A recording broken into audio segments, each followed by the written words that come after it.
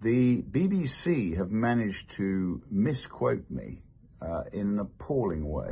One would think that some humility after their recent faux pas would be in order. The president has made it very clear that this is a leftist propaganda machine that is unfortunately subsidized by British taxpayers, and he thinks that's extremely unfortunate for the great people of the United Kingdom.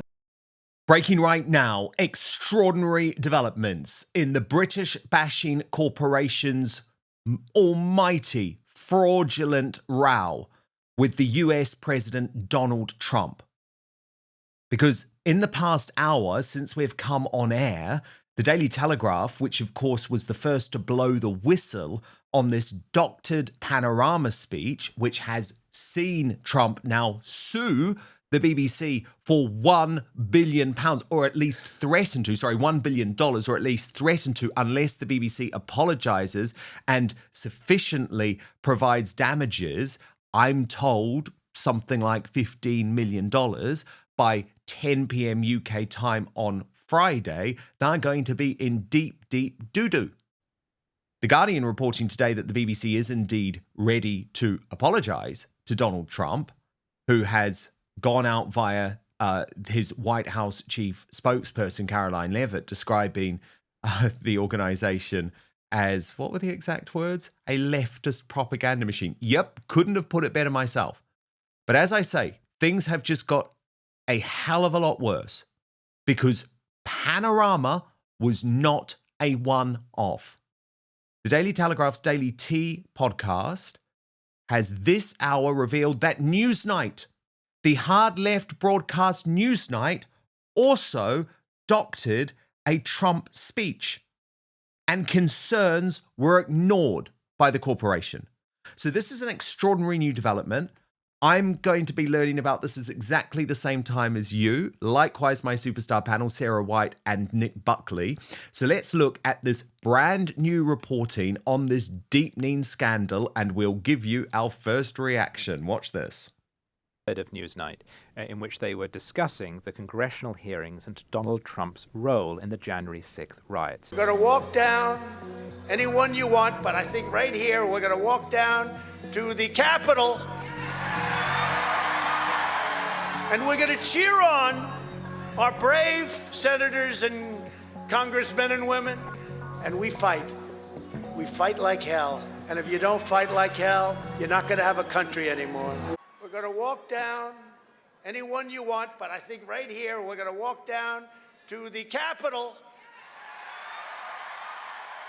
and we're going to cheer on our brave senators and congressmen and women, and we're probably not going to be cheering so much for some of them.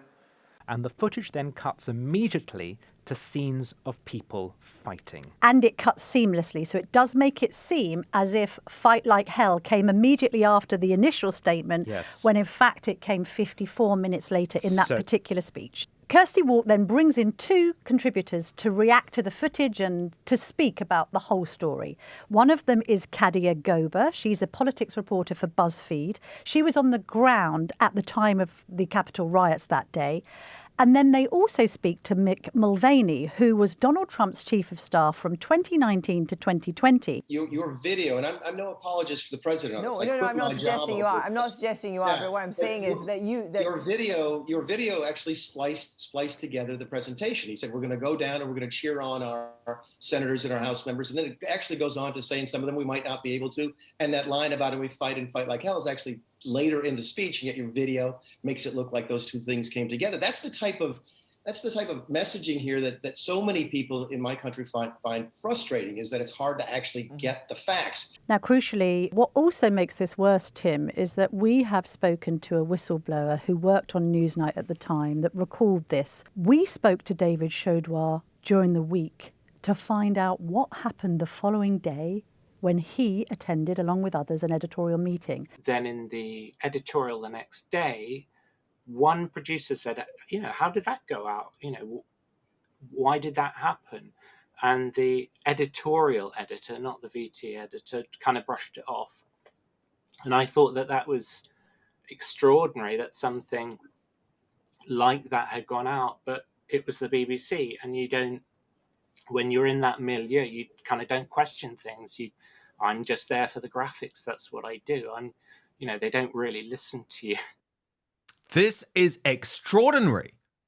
Absolutely extraordinary. Because, of course, up until this point, Sarah White, the BBC have been able to hide behind this idea, well, the Panorama documentary was made by an external production company, October Films. They're all at it. They're all at it. And it was called out on air. And they did nothing about it. I mean, this is, I think, just another hammer blow, is it not, to the reputation of this deeply corrupted organisation. Dan Wootton Outspoken is available as a podcast too. So to listen or watch us on the go, wherever you are, then please subscribe on Apple Podcasts, Spotify, or wherever you listen to your podcasts. And as a personal favour to me, please rate and review, as it really helps our independent show.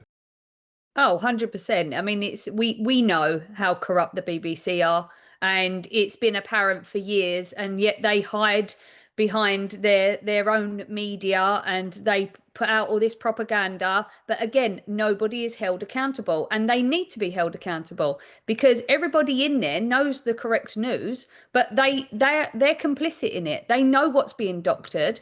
And why isn't anybody held accountable? I'd like the BBC to be defunded. They are outdated. They are old news now, and they aren't current. They don't let anybody see the truth. We know that there's certain news channels that do feed out the truth, like GB News. We're not so sure about Talk TV now, but BBC need to be held accountable, and the news reporters need to be held accountable as well. I mean, they incited violence. That it did. It incited violence by doctoring that speech. Nick Buckley, Nigel Huddleston, who is the Shadow Culture Secretary, has looked at this new evidence and says this is yet another example of where the BBC has failed. The sheer volume of incidents points to a deep-rooted problem of bias within BBC News and Current Affairs. There must be full accountability and appropriate consequences for what has occurred, and resignations are not enough. There must be a full investigation. If Britain's national broadcaster cannot uphold its charter responsibilities and adhere to its own editorial standards, it risks losing the public trust on which its very existence depends. Well, I would argue he's not going far enough. It's gone. The public trust in this organisation has gone. When is our elite class going to wake up? First of all, we need to understand that the BBC has always been a propaganda arm of the British state. It was set up to do that. 50 years ago, we thought they were better than they were because we had nothing to compare it to. Totally. So therefore, we thought we were always getting the truth and a bias, and production values were good. So it looked like this is the truth. But we compare it to other news agencies, your show, other people, and now we see the lies. The only way the BBC is going to get better is if we commercialise it. That's why the licence fee needs to go. I don't necessarily want the BBC to disappear. I want because some people enjoy the BBC. Fantastic, let's have a choice. But the people who enjoy it should pay for it. And then those editors and the programme makers have an incentive then to provide things the public wants. Because at the moment, it's just propaganda arm. It's managers making decisions themselves about, well, I believe this, and I'm a BBC man or woman. And if only we could get the general public thinking more like me, we'd have a much better country, So let's increase the propaganda, let's twist the narrative, and let's keep sending them these messages. And eventually, the whole country will be able to be employed by the BBC because they'll all be as good as me.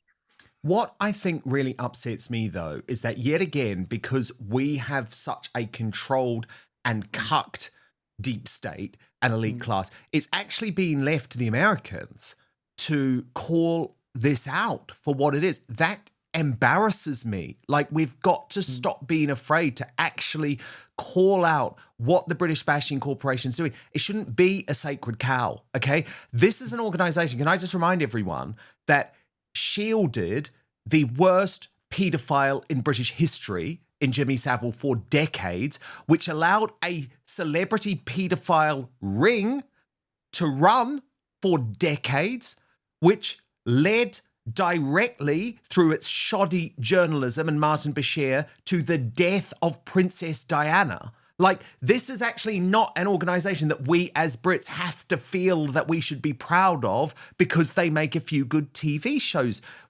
It's just mad to me. And finally, I was delighted to see my friend Bev Turner, who works for GB News, but she's now based in Washington, D.C., being given the opportunity to ask Trump's spokesperson, Caroline Leavitt, about this. And Caroline Leavitt actually talking in language which I feel like I wish I saw from our politicians in this country when they're talking about the BBC. Watch this.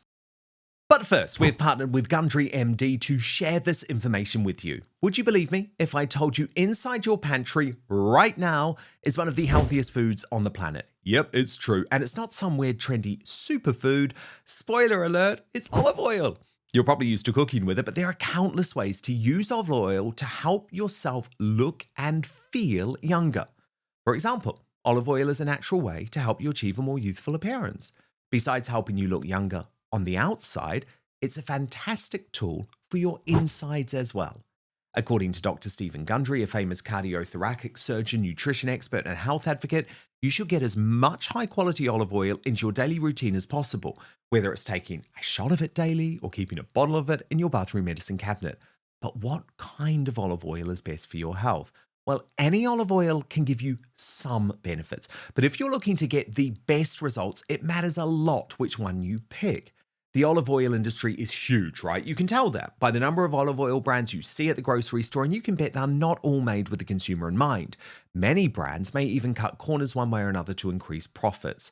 When Dr. Gundry came to that realization, he was appalled. But some olive oils are so powerful it may only take a few tablespoons a week to see these incredible health benefits. So how can you tell between an olive oil that can be a health booster and which one isn't up to par? In an effort to answer that question, Dr. Gundry has decided to take a stand and release his personal research and findings. The video has gone viral since its release, and it's important you see it so you can start benefiting immediately. You can watch the video right now by going to getolive1.com/outspoken or by clicking the link in the description box below. That's getolive1.com/outspoken or just click on the link in the description box below. People who have taken his advice have shared their results with him, saying the olive oil they bought after learning his simple rules have helped change their lives. So make sure you go to getolive1.com/outspoken or click on the link in the description box below this video. But now, back to the show. So the clock is ticking on the Friday deadline by which the BBC must retract and apologise for their malicious edit of the President in the documentary shown last year. The recently resigned Director General of the BBC yesterday described the organisation as the very best of society and blamed the enemies of the BBC for this outcome. Also yesterday, a senior government minister launched a fierce defence of the channel in the House of Commons, saying that the broadcaster remains a light on the hill for people all over the world. So, does the President feel that the network is taking the situation seriously? Does he believe that they've shown sufficient regret? Does this strain the relationship between the President and the Prime Minister? And given that the organisation is publicly funded, is the President prepared to bankrupt the BBC in his pursuit of truth and justice? Well, thank you, Bev. There's a lot of questions in one there. I will say I know the President has a very good relationship with Prime Minister Starmer. You have been there. You've seen them in their interactions. You've questioned both leaders in your time joining us when we've gone to the United Kingdom a few different times now. However, he has always been very frank when he disagrees with leaders, even whom he has a good relationship with. And the BBC, being a fair news organization, is definitely an outlet. I think these two leaders would disagree. The President has made it very clear that this is a leftist propaganda machine that is unfortunately subsidized by British taxpayers, and he thinks that's extremely unfortunate for the great people of the United Kingdom and Great Britain. And I think that the President was deeply concerned by the editing, the purposeful and dishonest editing of his speech that was so clearly fake news, and he rightfully dubbed that term many years ago, and this is a classic example of that. Yeah, but what infuriates me is that this type of fake news from the BBC happens every single day to Brits, okay, to to Brits, and we're just meant to put up with it and just accept it. And they did this actually with Rupert Lowe, the leader of Restore Britain, after he asked a question in PMQs about the death penalty, and he is rightly furious. Watch this. Good afternoon, everybody. I'm basically doing this broadcast from my cubbyhole of an office in Parliament, where we have a large amount of scaffolding, and so forgive the backdrop. But the point of my message is that I asked a perfectly reasonable question in Parliament earlier on, the Prime Minister's questions, which, as usual, Keir Starmer failed to answer. The BBC have managed to misquote me in an appalling way. They posted and then deleted an incorrectitude. One would think that after the debacle of the Panorama issue, where they effectively cut and spliced and completely misinformed the public as to what was said by one of our greatest allies, Donald Trump in the United States, one would think that some humility after their recent faux pas would be in order. But to now misquote me clearly, I think now demands a massive apology. It won't be the first one I've had from the BBC, but I'm expecting an apology, and I'd like it as soon as possible. I'm sure everybody agrees, and if the death penalty referendum that I requested was put to the people, I have no doubt that, rather like Brexit, they would vote in favour. But in a democratic society, you have to be swayed by the majority, not the minority, which is what's currently happening. Thank you very much. Now, actually, and I thank Donald Trump for this, there has been a result in this case. The British Bashing Corporation has actually had to apologise and issue a public correction. So BBC Politics post 39 minutes ago. This post corrects an earlier post which incorrectly quoted Rupert Lowe. This correction supersedes a previous clarification. We apologise to Mr. Lowe for the error. And Rupert says, positive news, the BBC has finally made an apology for their disgracefully misleading coverage for my death penalty question yesterday. There is an important lesson here. Fight back against the woke establishment. Challenge over and over. Do not accept it. We can win. And Nick Buckley, certainly, I have fought the BBC time and again, including on dodgy reporting that they were intending to do about me. But I hope that this public apology marks the start of an era where the BBC thought they could say anything about people on the right being over. And I think it's Donald Trump who's ended it. I really do. I'm not as optimistic as you. I think the BBC will carry on doing what the BBC do, mainly for this reason. And you can relate this to all our public institutions and organisations. Nothing works in this country anymore, from the prison service to the police, to education, to the BBC. And the main reason why nothing, I mean, some of it is by design, but some of it is pure incompetence. And why? It's because we don't recruit on merit anymore now. We recruit on box ticking. You're the type of, you've got the same views that we want in the BBC, so we'll recruit you. You can't do the job. You're incompetent, you're stupid, but we'll give you the job because you've got the right views. You tick a box in the prison service because you're black, you're gay, you're this, you're that. Same with the police force. You're a woman, you're 4'2", but we'll employ you to tackle 6-foot men. Nothing works. And the BBC is one of the reasons why it's not working, because it's full of incompetence. Totally. And we've had so many lies, by the way, not just from the BBC, but from other leftist outfits. Like, look at this. Politics Joe has also had to issue a correction, Sarah, to Rupert Lowe, writing, earlier today we published a clip of Rupert Lowe falsely claiming he called to introduce the death penalty for asylum seekers. We would like to clarify he was calling for a referendum on the death penalty in cases of heinous crimes committed by foreign and domestic criminals. But as Rupert Lowe said, let's see if this gets as many views as the original post. And of course it won't. No, it won't. And the thing is, it's that accountability again. And like Nick was just saying, DEI has gone mad. How is it that you can get your position because of a colour or your race or what your sexual orientation has is. That's got nothing to do with how good you are at a job. And let's remember that the BBC, the judges, the police and Parliament are all in cahoots with one another, because at the end of the day, Keir Starmer also protected Jimmy Savile. So, you know, these people are, it's all of the left. The left are actually the racists, the fascists, the far right left thugs, because they all feel that they can say whatever they want about anyone from the right and get away with it. And no one is ever held accountable. And this is why we do need to start calling them out. So like how Donald Trump has done that, like how other people are, and then like me 100%. with the police. I'm 100%. now suing the police because what they done to me. Good on you. We all need to do that. We need to speak out. Good on you. Love to hear that, Sarah White. That was terrible what they did to you. And actually, what's so great about X is we're now allowed to have these conversations. I mean, on the death penalty, Rupert Lowe says, yes, if it were up to me, Axel Rudikabana would have received the death penalty. I don't see why evil should be kept living. I would vote yes in a referendum on the return of the death penalty, and I would hope he would be the first to receive it. Tristan Tate responding, I'd have taken it a step further, a referendum on public torture and execution for scum like him. It would be fitting. And because we have free speech on X, we are allowed to have these types of conversations. Thank you so much for watching Dan Wootton Outspoken. Please click on my face just to the bottom left to subscribe to this brand new independent news source and turn on the notification bell so you'll be alerted to our brand new live shows, uncancelled interviews and special royal episodes.